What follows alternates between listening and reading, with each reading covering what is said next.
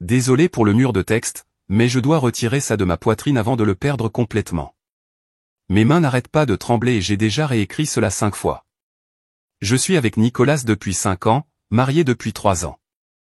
Nous ne nous sommes pas rencontrés via des applications de rencontres ou quoi que ce soit du genre.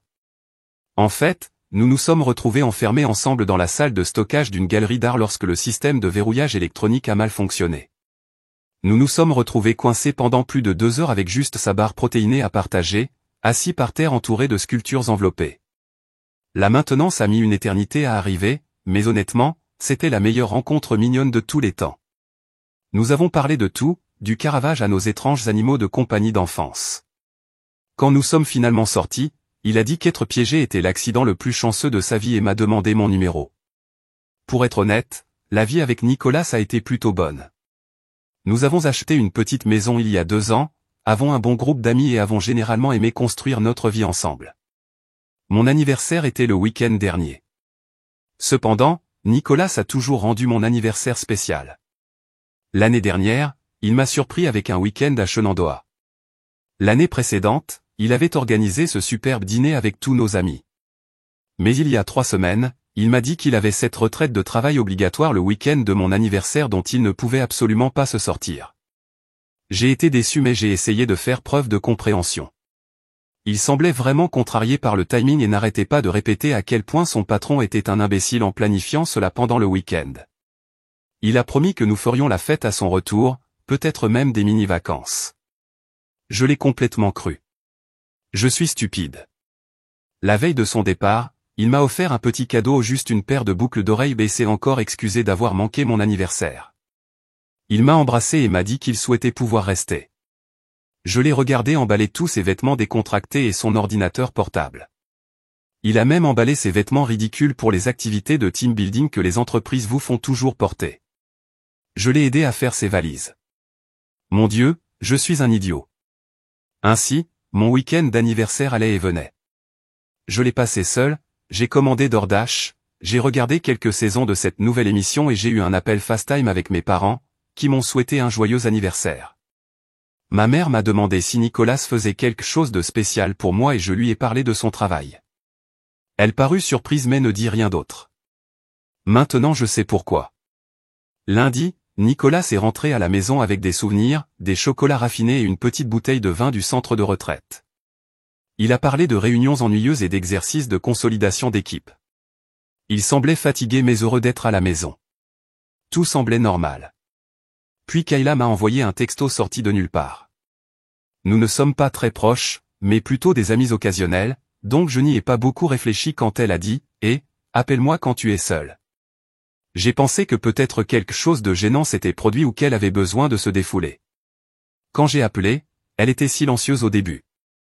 Puis elle demanda « Est-ce que Nicolas est à la maison ?» J'ai dit non. Puis elle dit « D'accord, je n'allais rien dire, mais j'ai vu quelque chose sur Instagram, et je ne sais pas si ça veut dire quelque chose, mais j'ai reconnu Tina. » Je n'ai pas compris au début. Vous l'avez reconnue? Où?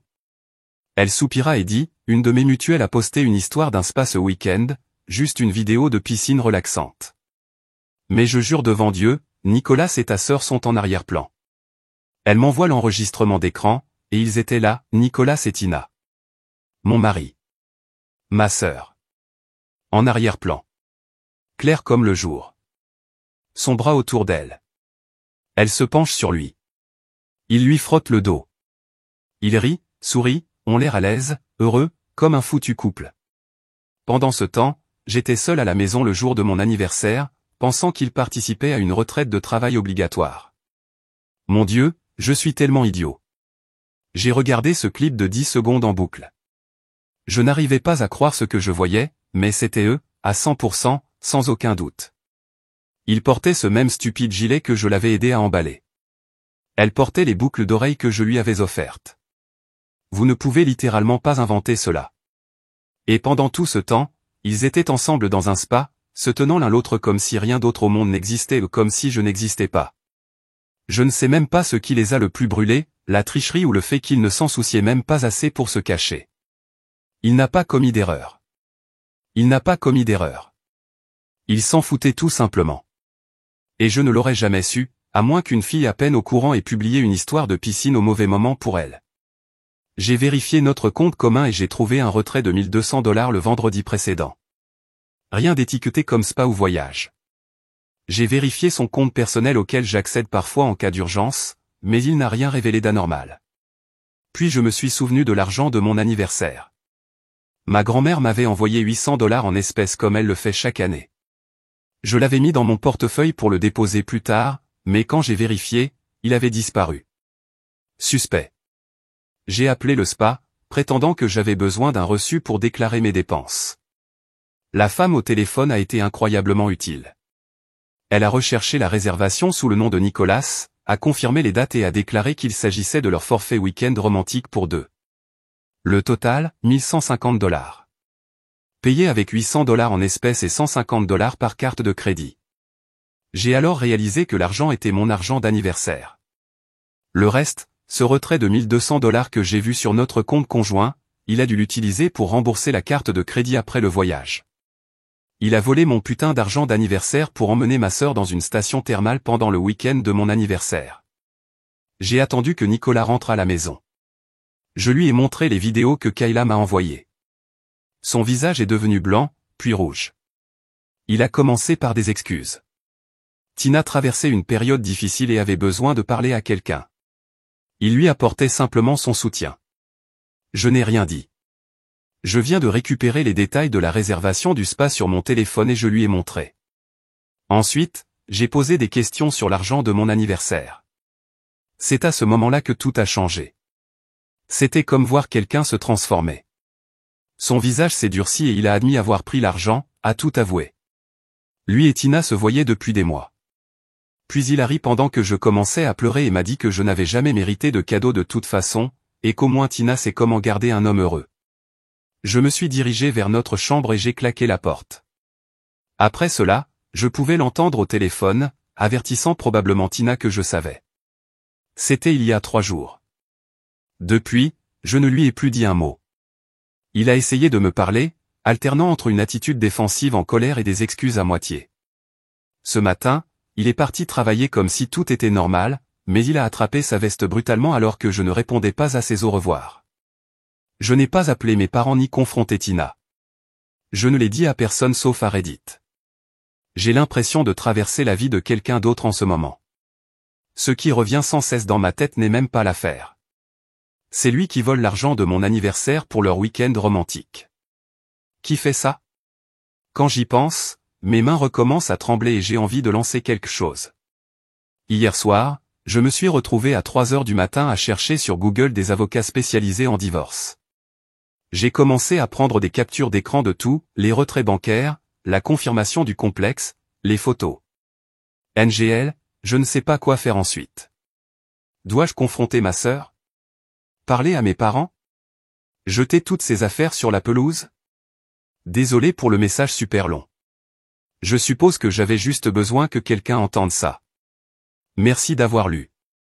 Si vous êtes arrivé jusqu'ici, tout conseil serait apprécié, en particulier de la part de toute personne ayant vécu quelque chose comme celui-ci. Première mise à jour. Et, c'est encore moi. Honnêtement, je ne m'attendais pas à ce que beaucoup de gens lisent ou s'intéressent à mon premier message. Je l'ai écrit vers 2 heures du matin, tremblant et pleurant, ayant juste besoin que quelqu'un m'entende. Je pensais que peut-être quelques inconnus diraient que c'est nul, et que je le supprimerais demain matin, mais le soutien, les conseils, et même simplement les gens qui confirment que je ne suis pas fou, cela signifiait beaucoup. Plus que je ne peux le mettre en mots. Quoi qu'il en soit, cela fait presque 2 semaines que j'ai découvert que mon mari me trompait avec ma sœur. J'ai toujours l'impression d'être coincé dans un cauchemar étrange. J'ai dit que je mettrais à jour une fois que j'aurai une meilleure idée de ce que je fais, alors nous y sommes. Les premiers jours furent dans un flou total. Nicolas et moi existions simplement dans le même espace, parlant à peine. Il n'arrêtait pas d'essayer de parler, disant que nous devions avoir une conversation ou « Pouvons-nous s'il vous plaît simplement nous asseoir ?» Mais je ne pouvais même pas le regarder. Je ne voulais plus entendre de mensonges. Soit je m'éloignais, soit je faisais semblant d'avoir de la musique. J'étais engourdi. Puis, sorti de nulle part, ma sœur Tina m'a envoyé un texto. Juste ce message pathétique, je suis désolé. C'est juste arrivé. Je ne voulais pas que ça sorte comme ça. Comme une fille, tu n'as pas trébuché et tu es tombé sur mon mari. Vous avez choisi cela plusieurs fois au fil des mois. Tu savais que c'était mon anniversaire. Tu savais que je serais seul. Vous saviez. Et c'est tout ce que tu as à dire? Je n'ai pas répondu. Je viens d'envoyer le texto à ma mère avec demander à Tina de quoi il s'agit. Je n'arrivais même pas encore à tout expliquer, mais je savais que ma mère la pousserait à obtenir des réponses. Et waouh, est-ce qu'elle l'a fait? Moins d'une heure plus tard, mon téléphone s'allumait sans arrêt, ma mère, mon père. Appel manqué, SMS, messages vocaux. Je l'ai laissé reposer un moment, puis j'ai finalement repris. Ma mère pleurait déjà quand j'ai répondu. Elle a dit qu'elle avait appelé Tina, et Tina a tout avoué, que cela durait depuis un moment et qu'ils avaient ressenti des sentiments. Je l'ai confirmé et lui ai parlé des photos, de la confirmation du complexe, de l'argent, de tout cela. Ma mère est restée silencieuse un moment, puis a demandé si elle devait venir. Je lui ai dit non. J'avais besoin de temps. Mon père a appelé ensuite. Celui-là a frappé plus fort. Il n'a presque rien dit, il m'a juste demandé si j'allais bien. En sécurité si j'avais besoin d'argent, n'importe quoi. Sa voix s'est brisée à mi-chemin et j'ai juste commencé à sangloter. Je n'avais pas pleuré de la journée, mais quelque chose dans le fait d'entendre le son de mon père m'a brisé. Quelques heures plus tard, notre discussion de groupe familial a explosé. Tina a dit à tout le monde, essayant de raconter cela comme une histoire d'amour tragique, nous avons essayé de le combattre et nous ne voulions blesser personne. Robert, notre frère aîné, l'a complètement déchiré, la traitant d'illusoire et d'égoïste. Maman a envoyé 6 émojis au visage choqué et rien d'autre. Papa a dit qu'il était profondément déçu. J'ai coupé le chat. Je ne pouvais pas supporter un coup de fouet plus émotionnel. Quoi qu'il en soit, à ce moment-là, j'ai décidé que je devais me ressaisir. J'ai appelé une amie qui travaille dans notre banque et lui ai dit à la légère que les choses étaient difficiles et que je devais mieux comprendre nos finances. Elle m'a aidé à parcourir nos comptes et c'est à ce moment-là que j'ai réalisé que le week-end spa n'était que la pointe de l'iceberg. Nicolas est sournois depuis des mois, de petits retraits marqués, épicerie, mais rien de nouveau n'était jamais dans le réfrigérateur, des déplacements professionnels, qui ne correspondaient pas à son calendrier actuel. Il s'avère qu'il avait 3 cartes de crédit dont je n'avais jamais entendu parler. Le tout à son nom, et sur 2 d'entre eux, il m'a ajouté en tant qu'utilisateur autorisé, mais a réglé l'envoi des cartes et des notifications pour qu'elles aillent uniquement à ses préférences de courrier électronique et de courrier. Il a même demandé à la banque de ne pas émettre de carte physique pour l'utilisateur supplémentaire, par souci de simplicité. Je n'ai jamais reçu de carte, ni de relevé. Je ne savais même pas que c'était possible. Mais quand mon ami à la banque m'a aidé à sortir les dossiers, tout était là, des restaurants chics où je n'étais jamais allé, des séjours Airbnb le week-end, un collier à $300 acheté 3 jours avant l'anniversaire de Tina. Genre sérieusement? Je l'ai confronté le lendemain matin. Il s'est immédiatement mis sur la défensive, a dit que je contrôlais trop l'argent et qu'il avait besoin de liberté. Quand j'ai posé des questions sur les cartes de crédit, il a répondu qu'elles étaient destinées aux urgences. Alors les week-ends romantiques à l'hôtel avec ma sœur sont désormais des urgences? Je l'ai perdu. J'ai jeté sa tasse préférée contre le mur. Tasse Rip Dark Vador. Il m'a traité de fou et est parti en trombe. Je n'ai pas vraiment parlé depuis, à part qu'il crie ou fasse la moue. J'ai réservé une consultation avec un avocat spécialisé en divorce le lendemain. Elle était calme, gentille et incroyablement serviable. Elle m'a indiqué quels documents rassembler, m'a conseillé de ne pas quitter la maison pour l'instant et m'a dit de commencer à suivre ce qui avait été acheté avec des fonds communs par rapport aux cadeaux personnels. C'était accablant, mais au moins cela me donnait quelque chose à faire. Je suis également allé aux urgences et j'ai passé un test de dépistage des IST. Tous sont revenus négatifs, Dieu merci. Mais c'était humiliant d'expliquer pourquoi j'avais besoin de passer ces tests. Pendant que tout cela se passait, Nicolas a commencé à me bombarder d'amour, des fleurs, des excuses, allons en thérapie, nous pouvons nous en sortir. Quand je n'ai pas réagi, ça a basculé. Maintenant, je n'essayais même plus. Il passait de faussement triste à passif-agressif puis silencieux selon l'heure. Puis vint le kicker. Je suis rentré tôt du travail, panne de courant au bureau, et je l'ai entendu au téléphone dans la cuisine. Il ne m'a pas entendu entrer. Il disait à Tina, laisse-lui juste un peu d'espace. Je m'en occupe. Une fois que tout sera passé, nous réglerons les problèmes. Je suis juste entré, j'ai attrapé ma bouteille d'eau et je suis parti. Je n'ai pas dit un mot. Il savait que j'avais entendu, il a raccroché rapidement mais ne m'a pas suivi. Cette nuit-là, j'ai appelé mon cousin Jason. Il possède une maison de location qui est actuellement vide pendant qu'il rénove. Je n'ai même pas lu toute l'histoire, il a dit, c'est à vous, pas de pression, payez ce que vous pouvez. J'ai encore pleuré, mais cette fois c'était du soulagement. Depuis, je déplace lentement mes affaires pendant que Nicolas est au travail, juste l'essentiel pour l'instant, les documents, les vêtements, les affaires sentimentales. J'ai ouvert un nouveau compte bancaire dans une banque complètement différente. Je me prépare à repartir propre. Le week-end dernier, Nicolas a commandé une montre coûteuse en ligne, $2100, payée avec notre compte commun. Il prétendait que c'était pour des réunions de travail destinées à sauver les apparences, mais je savais que c'était juste une autre tentative de caresser son ego au milieu de tout ce chaos.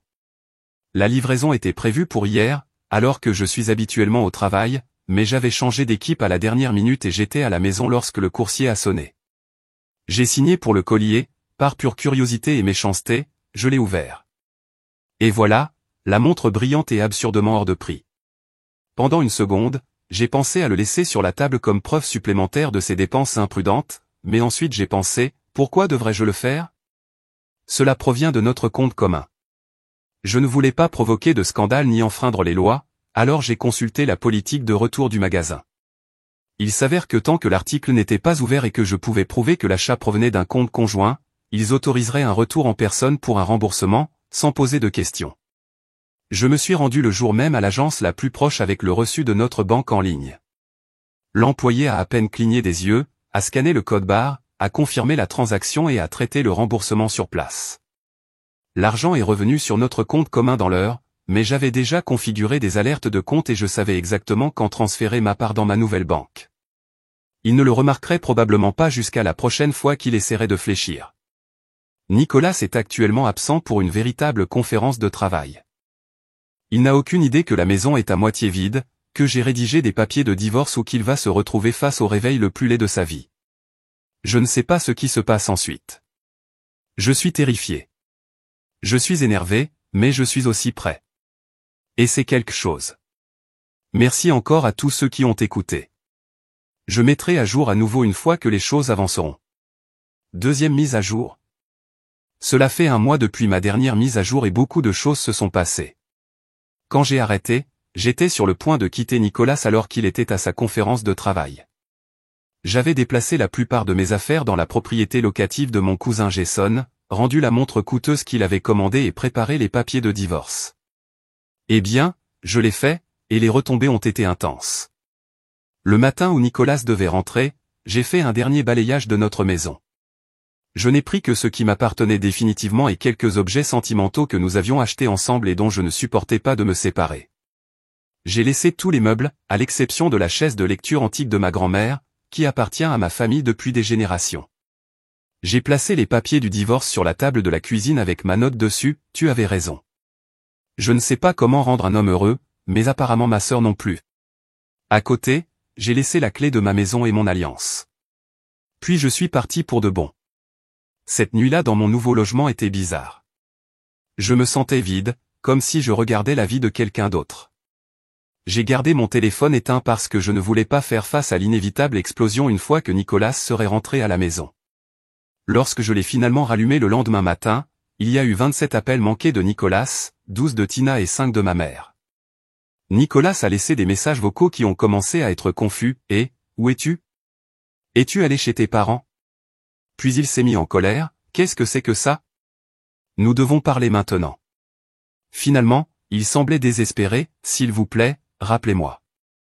Nous pouvons régler ce problème.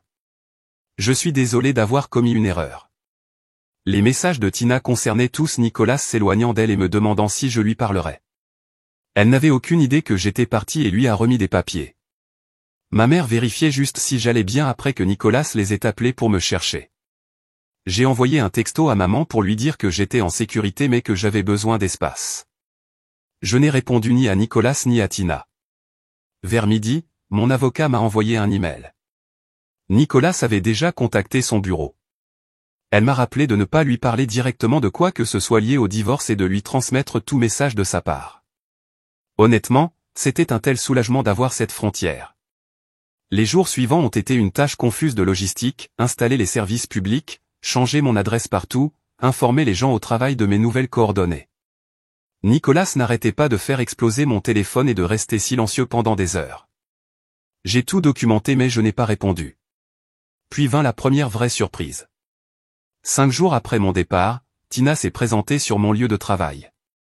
Je marchais vers ma voiture après mon quart de travail quand je l'ai aperçue appuyée contre un lampadaire dans le parking, les bras croisés, les yeux rouges comme si elle avait pleuré. Quand elle m'a vu, elle s'est redressée et a commencé à marcher rapidement. J'ai presque continué. Chaque instinct m'a dit de l'ignorer, mais elle a appelé mon nom assez fort pour que quelques collègues se tournent vers moi. Je ne savais pas où aller, a-t-elle déclaré. Elle n'a pas directement demandé de l'aide. Au lieu de cela, elle s'est lancée dans cette histoire décousue sur la façon dont Nicolas avait cessé de lui parler, comment il lui avait promis toutes ces choses puis avait renoncé, comment nos parents la traitaient comme si elle n'existait pas. Je sais que tu me détestes, dit-elle, mais tu ne comprends pas. Il m'a utilisé aussi. Je pensais qu'il s'en souciait vraiment. Ce n'étaient pas des excuses, c'était elle qui essayait de devenir à nouveau la victime, comme si j'avais d'une manière ou d'une autre eu pitié d'elle. Je pouvais le voir dans ses yeux. Elle n'était pas là pour arranger les choses. Elle voulait que je lui dise que ce n'était pas de sa faute. Comme je ne disais rien, elle s'approcha, la voix baissant, « Tu n'es pas le seul à avoir été blessé, tu sais. » Je l'ai regardé, vraiment regardé, et je n'ai rien ressenti, aucune colère, aucune satisfaction face à sa souffrance, pas même de la pitié. Juste du vide. « Je ne peux pas t'aider, dis-je, et tu devrais appeler notre frère Robert. » Lorsqu'elle a essayé de saisir mon bras, je l'ai retiré assez fort pour qu'elle trébuche en arrière. Puis je suis monté dans ma voiture et je suis parti. Plus tard dans la nuit, elle a envoyé un texto depuis un nouveau numéro, il a changé. Je pense qu'il t'aime toujours. Nous avons fait une erreur. J'ai regardé ce message pendant environ 20 minutes. Ensuite, j'ai pris une capture d'écran et je l'ai envoyé à Nicolas sans aucun commentaire. Il a appelé immédiatement, mais je n'ai pas répondu. 1 heure plus tard, il a envoyé un texto, ce n'était pas comme ça. Elle ment. Je ne l'ai jamais aimé. C'était juste physique. S'il te plaît, parle-moi. J'ai également transmis ce message à Tina sans commentaire. C'était peut-être mesquin, mais je voulais qu'ils voient tous les deux ce que l'autre disait. Je voulais ressentir une fraction de la trahison que j'avais ressentie. 1 semaine plus tard, j'ai reçu la réponse de Nicolas à ma demande de divorce. Il contestait tout, le partage des biens, les motifs du divorce, prétendant même que j'avais abandonné le domicile conjugal. Mon avocat a dit que c'était une tactique de négociation initiale typique et qu'il ne fallait pas s'inquiéter. Ce que Nicolas ne savait pas, c'est que j'avais tout documenté méticuleusement, chaque transaction financière sommaire, chaque message texte, les photos de lui et Tina ensemble, les enregistrements de ses aveux, les déclarations des témoins. Mon avocat semblait super confiant, nous avions un dossier solide. 2 semaines après mon départ, j'ai enfin rencontré mes parents. Ils avaient l'air épuisés. Papa m'a serré dans ses bras pendant si longtemps quand je suis arrivé. Maman n'arrêtait pas d'essuyer ses larmes. Ils m'ont dit qu'ils avaient eu plusieurs conversations avec Tina. Elle restait temporairement avec Robert, mais ça ne se passait pas bien. Apparemment, elle n'arrêtait pas d'insister sur le fait qu'elle et Nicolas avaient un réel lien et que tout le monde réagissait de manière excessive. La femme de mon frère était apparemment prête à expulser Tina elle-même. J'ai parlé à mes parents de la procédure de divorce et de mon nouveau logement. Je leur ai assuré que j'allais bien financièrement et émotionnellement, une sorte de mensonge, mais ils avaient suffisamment de soucis. Papa m'a surpris en disant qu'ils avaient déjà parlé à un avocat spécialisé en droit de la famille pour retirer Tina de leur testament. Je leur ai dit que ce n'était pas nécessaire. Elle était toujours leur fille, mais papa était ferme. Il a dit que les actions ont des conséquences et qu'elles nous ont tous deux mieux élevés que cela. 3 semaines après mon départ, j'ai appris par l'intermédiaire de mon avocat que Nicolas avait retiré une somme importante de notre compte d'épargne conjoint, soit environ 7 000 $. Heureusement, j'avais déjà déplacé la majeure partie de ma part vers mon nouveau compte, mais cela me semblait toujours être une autre violation. Mon avocat a immédiatement déposé des requêtes pour geler les actifs communs restants et pour des ordonnances financières temporaires. La date d'audience était fixée à la semaine suivante, mais 2 jours auparavant, l'avocat de Nicolas avait contacté le mien. Soudain, il eut envie de négocier. Pas de tribunal, pas de combat. Il accepterait ma proposition de partage des biens si j'acceptais de garder le motif du divorce privé, plutôt que de citer l'adultère. Mon avocat m'a dit que c'était une bonne affaire. J'obtiendrais ce que je voulais financièrement sans une longue bataille judiciaire. Mais quelque chose ne tournait pas rond. Pourquoi ce changement soudain? Pourquoi était-il si préoccupé par le dossier public? J'ai demandé du temps pour y réfléchir. Ce soir-là, j'ai reçu un SMS d'un numéro inconnu, Tina utilisant le téléphone d'une amie. Le patron de Nicolas a découvert notre existence. Il a des problèmes au travail. S'il vous plaît, n'aggravez pas les choses pour lui. Et voilà. Le travail de Nicolas comportait une politique stricte en matière de conduite personnelle, en particulier pour quelqu'un dans sa position. Si le divorce mentionnait l'adultère avec des détails précis, cela pourrait affecter son travail. C'est pourquoi il a soudainement voulu s'installer. J'ai dit à mon avocat que j'accepterais les conditions avec un ajout, Nicolas serait responsable de tous les frais juridiques, y compris les miens. Son avocat a répliqué. Nous avons négocié et convenu qu'il paierait 80% de tous les frais. Les papiers seraient signés la semaine suivante. Hier, c'était en fait le premier jour où je n'ai pas pleuré du tout, pas une seule fois. Je suis allé travailler, j'ai déjeuné avec un collègue, je suis rentré à la maison, j'ai préparé le dîner, j'ai regardé une émission et je me suis couché des choses normales. De petites choses, mais qui ressemblaient à des victoires. Ce matin, je me suis réveillé avec 15 appels manqués provenant du même numéro inconnu que Tina utilisait. Je n'ai écouté aucun des messages vocaux. Je n'ai plus besoin d'entendre ses excuses. Cet après-midi, je faisais mes courses lorsque j'ai reçu un email de l'entreprise de Nicolas, pas directement des RH, mais de leur service juridique. Apparemment, Nicolas leur a dit que je répandais de fausses rumeurs sur lui au travail, notamment des allégations d'infidélité. L'email était conçu comme une simple vérification des faits. Ils ont déclaré qu'ils menaient un examen interne et voulaient confirmer si certaines allégations étaient vraies. J'ai regardé cet email au milieu de l'allée des céréales pendant si longtemps qu'un employé m'a demandé si j'allais bien. De retour chez moi, j'ai immédiatement envoyé l'email à mon avocat.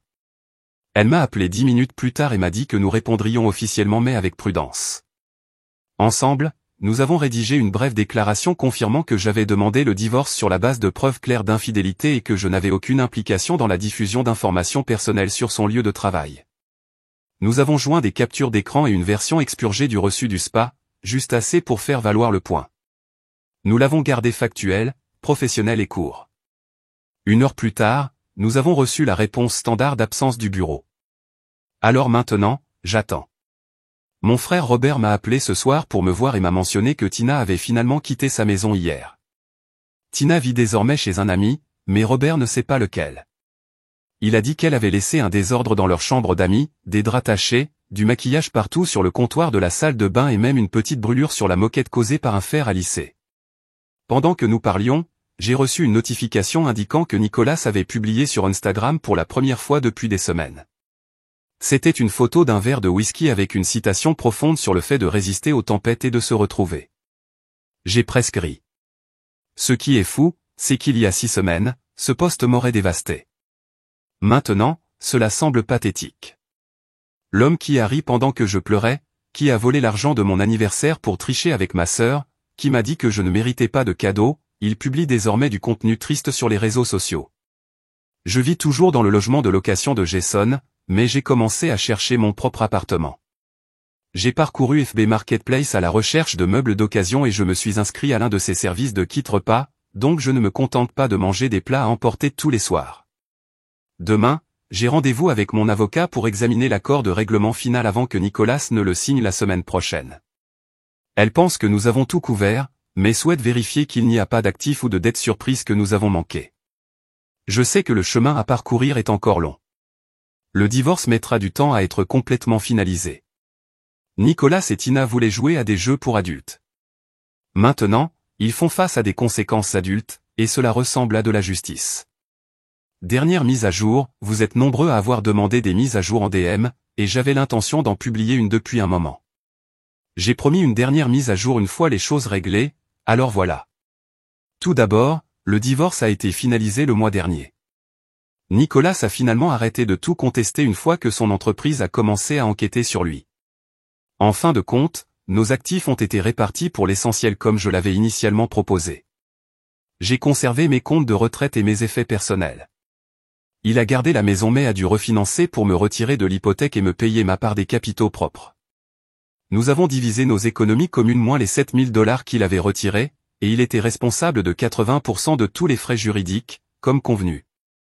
Le tout était coûteux et épuisant, mais finalement juste. La chose la plus inattendue s'est produite le jour où nous avons tout finalisé au palais de justice. Nicolas a demandé par l'intermédiaire de son avocat si nous pouvions parler pendant 5 minutes.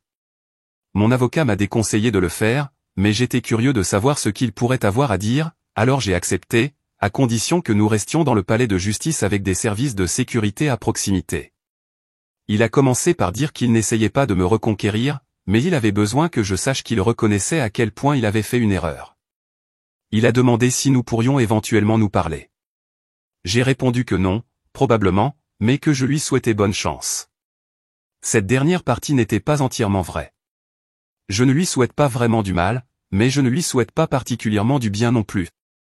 Je veux juste qu'il reste dans mon passé. Quant à Tina, c'est plus compliqué. Après avoir été expulsée de chez Robert, elle a rebondi entre les canapés de ses amis pendant un moment. La plupart d'entre eux en ont eu marre après quelques semaines. Selon ma mère, elle restait éveillée tard en buvant du vin et en pleurant sur l'injustice de tout cela, mais elle ne faisait rien pour améliorer sa situation. Elle est finalement revenue vivre chez nos parents il y a environ 3 mois. Maman dit que c'était super tendu. Papa lui parle à peine et maman est prise au milieu, essayant de maintenir la paix dans la maison. Tina a trouvé un emploi dans un centre d'appel et est censée économiser pour sa propre maison, mais les progrès sont lents. Je suppose qu'il est difficile d'économiser lorsque vous dépensez la moitié de votre salaire en commandes Sephora et Uber Eats. Nous ne nous sommes toujours pas parlé directement depuis ce jour sur le parking de mon travail. Elle a envoyé d'innombrables SMS à partir de différents numéros après que je l'ai bloqué. Ils sont passés de la défensive, « Tu ne comprends pas ce que Nicolas et moi avions », à la désespérée, « S'il te plaît, parle-moi, ma sœur me manque », à la résignation, « Je sais que tu me détesteras probablement pour toujours ». Je n'ai répondu à aucun d'entre eux. Ma famille élargie sait que quelque chose s'est passé entre Tina et moi, mais pas tous les détails. La plupart n'ont pas insisté, même si ma grand-mère, celle qui a envoyé l'argent d'anniversaire que Nicolas a volé, m'a coincé à Noël et m'a dit que quoi que Tina fasse, je devrais me rappeler que le pardon guérit plus celui qui pardonne que celui qui pardonne. J'ai hoché la tête et j'ai changé de sujet. J'adore grand-mère, mais elle ne comprend pas que certaines trahisons ne peuvent pas être pardonnées simplement avec un câlin et une prière. Quant à moi, je vais bien. Mieux que bien, en fait. Parfois, j'ai trouvé mon propre appartement il y a 2 mois, un petit T2 avec une bonne lumière naturelle et un petit balcon. La semaine dernière, je suis allé à un 3e rendez-vous avec un gars que j'ai rencontré par l'intermédiaire d'un ami. Il est radiologue à l'hôpital pour enfants de l'autre côté de la ville. Il connaît les grandes lignes de mon histoire et ne s'est pas encore enfui en criant. Nous prenons les choses extrêmement lentement, mais il est bon de se rappeler que tous les hommes ne sont pas des déchets. L'évolution la plus surprenante a été ma relation avec mon frère Robert. Nous n'avons jamais été particulièrement proches en grandissant en 5 ans d'écart et avec des intérêts totalement différents, mais tout au long de tout ce désordre, il a été mon plus grand défenseur.